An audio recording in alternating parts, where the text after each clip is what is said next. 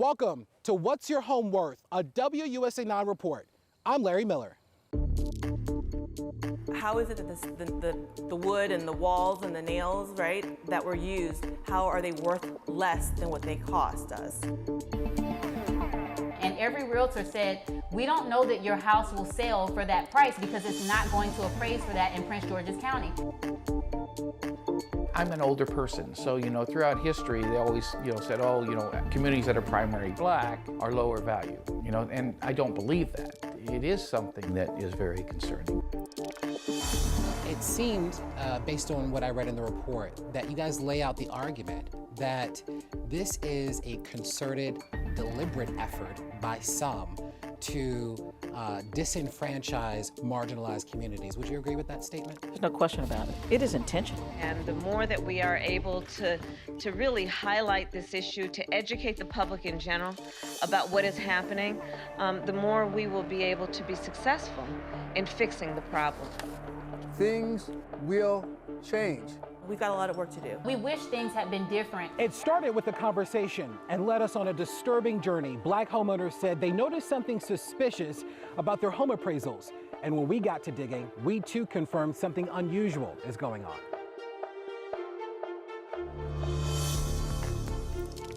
For the last year, we've been examining allegations of home appraisal bias here in Prince George's County. Homeowner after homeowner told us they lost thousands of dollars because their house appraised lower than expected. After reviewing the data and talking with researchers, we found that many of those with lower than expected home appraisals were black homeowners that lived in majority black neighborhoods here in Prince George's County. Our investigation started with a small group of homeowners and would eventually get the attention of the White House.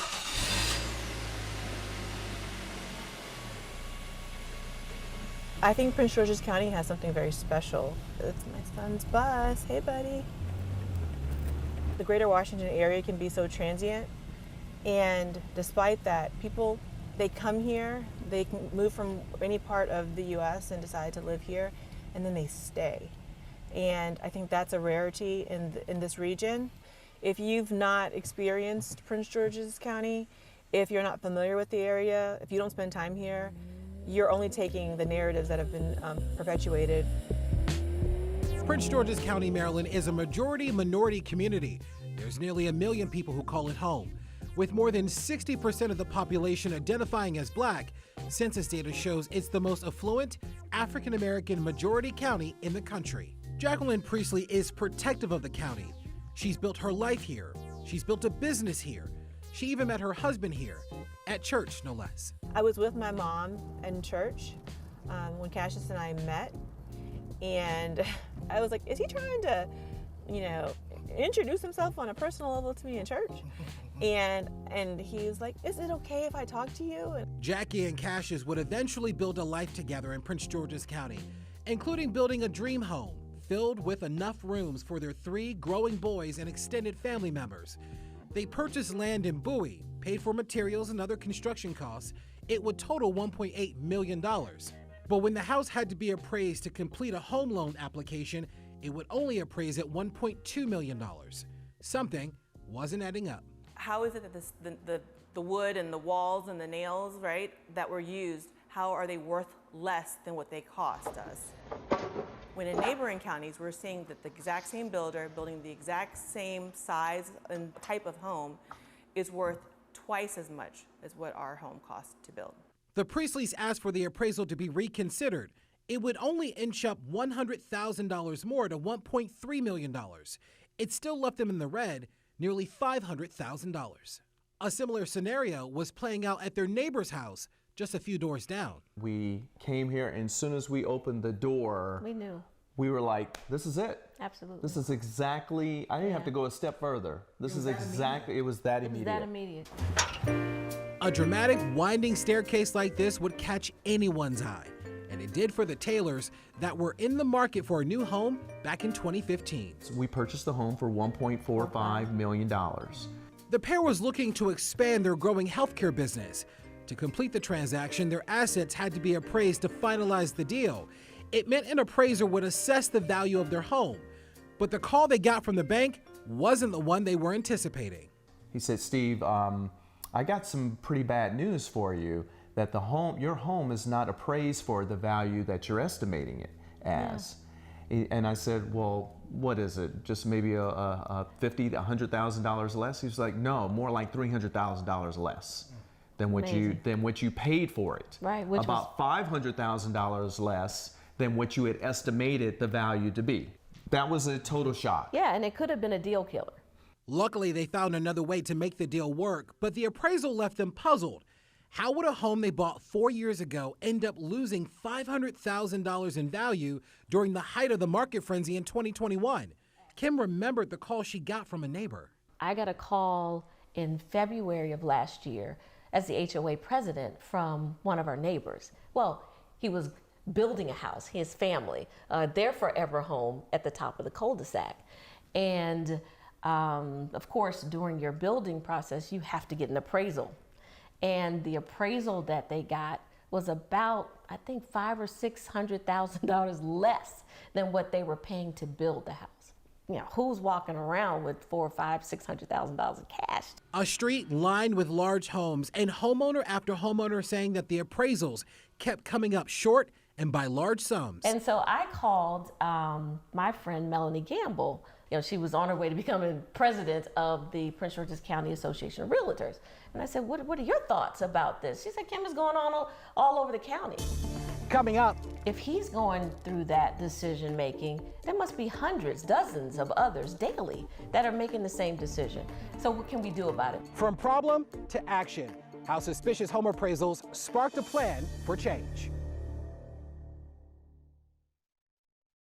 There was a family who had planned to build a home in our community, and their appraisal was so low that they were questioning whether to do so.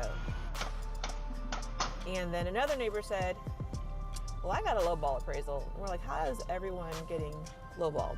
Significantly and coming in at the same number roughly, when the houses aren't alike in size, in specs, in construction materials.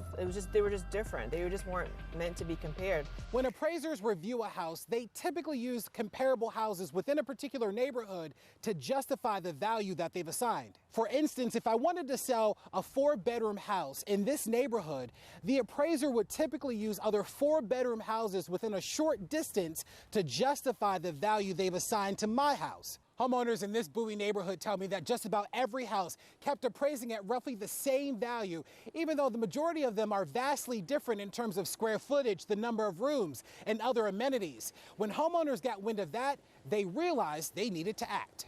I called my friend Melanie Gamble. She was on her way to becoming president of the Prince George's County Association of Realtors.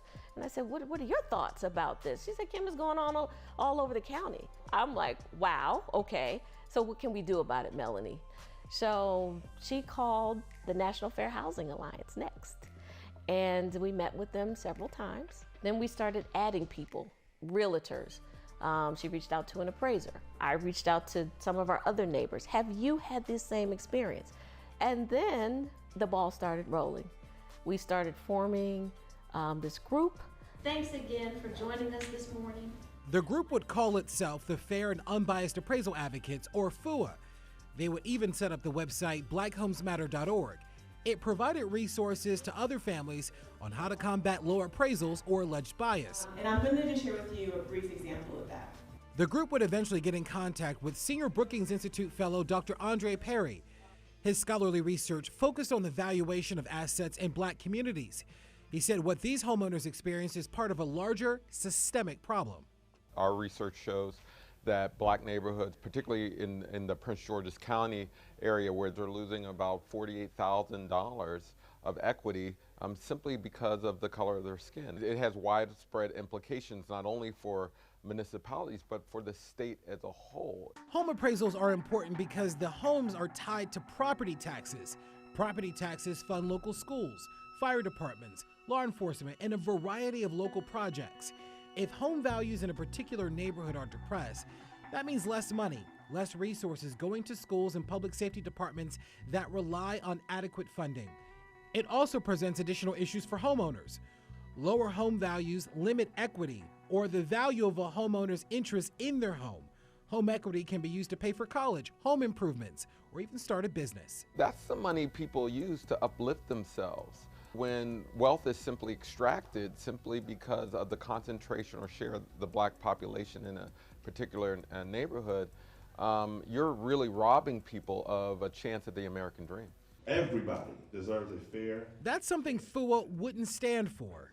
The fair and unbiased appraisal advocates went on to organize several community forums to get the word out. When it's the same house that's built here. The meetings were often charged. How are we going to pass down inheritance to our children and children's children? Angelique Best attended one of the meetings. She's been a mortgage broker for over 20 years. I have been fighting appraisal values for years. After the market crash and Dodd-Frank came out, now when we order an appraisal, we have to order it through the lender's appraisal management company. And so we don't have any relationship with the appraiser. We don't even know who that appraiser is or even where they're coming from.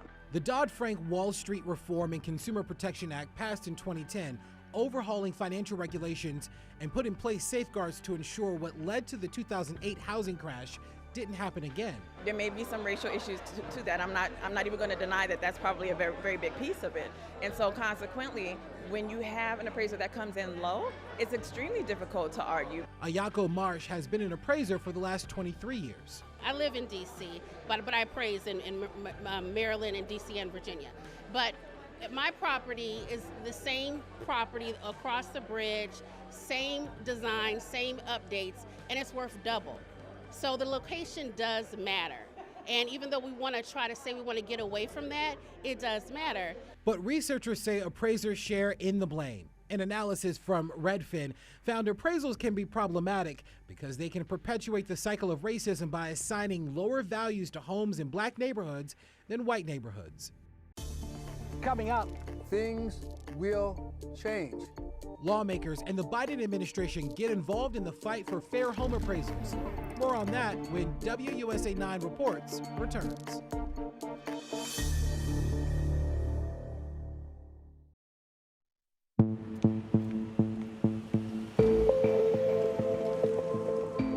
I'd be pounding the table. I'd be grabbing my realtor by the necktie and say, what is this? How could a home that I built or maintained be appraised at less than what I put into building it? It took brave families and our reporting to get the attention of lawmakers, and once that happened, things really kicked into high gear. First, Maryland gubernatorial candidate and the state's current comptroller, Peter Francho, requested Attorney General Brian Frosh launch an investigation into allegations of biased home appraisals. A spokesperson would not comment on the request when we asked about its status. Then state delegate and FUA member Marvin Holmes went on to propose House Bill 1097, which would form a task force to study the effectiveness of policies and laws that regulate home appraisals. It's a testament to the importance of advocacy and bringing awareness to disparities and to biases that stifle prosperity. And so it's not only important that we're here, and it means a lot to us to be here, but also to know that WUSA9 and your work specifically, Larry, helped to bring a lot of attention and exposure to this issue. His bill worked its way through the House. Persons are a little bit leery in making a complaint because they fear there may be ramifications in getting the loan. It passed the House and then began its journey through the state Senate. Okay, I'm here with Delegate Holmes, and we just left the Judicial Proceedings Committee where there was a hearing with regard to HB 1097. It passed the Senate. And although Governor Larry Hogan did not sign the bill because it wasn't vetoed by the governor, Maryland law states that the bill becomes law. On Capitol Hill, the Biden administration was conducting its own 6-month-long investigation.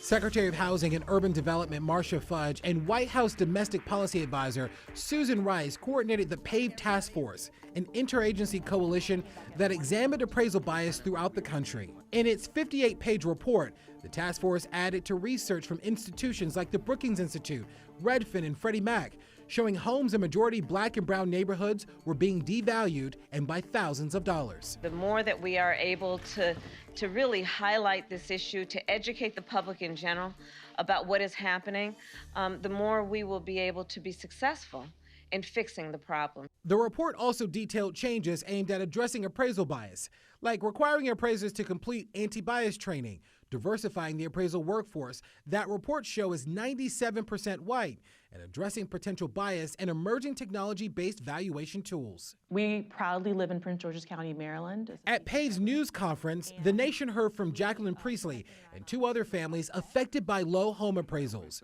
Mike Johnson from Ohio whitewashed his home after a low appraisal, removing any signs his biracial children or himself lived in the house he shared with his white wife.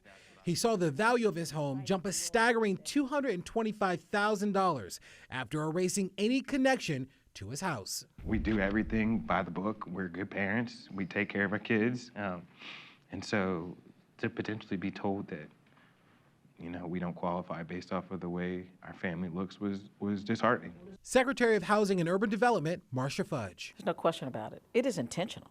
Now, I'm not suggesting that every appraiser is racist, but when you have decades of a community being undervalued, when the person comes in today, they're going to undervalue it too, because that has been its history. How do you get people to support you? I mean, there's an industry that's been working to devalue the assets of minority homeowners for decades. We have included banks and lending institutions in this process and basically said to them, if we cannot get the appraisers that you use, trained in diversity, trained in how to appraise housing in these particular neighborhoods, we expect for you not to use them.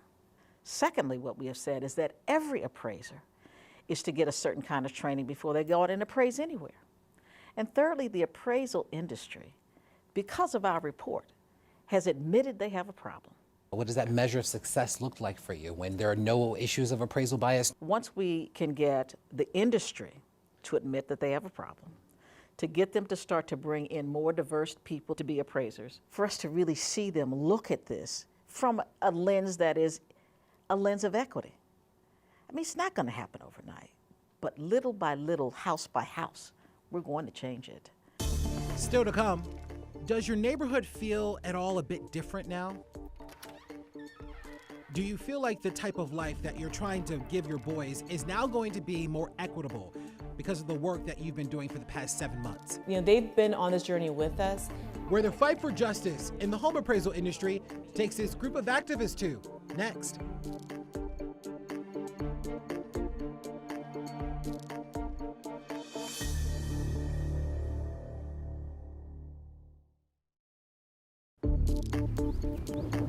When you love where you live, it is nice to know that you've poured back into your community and to help others in this way. And this is just one small part.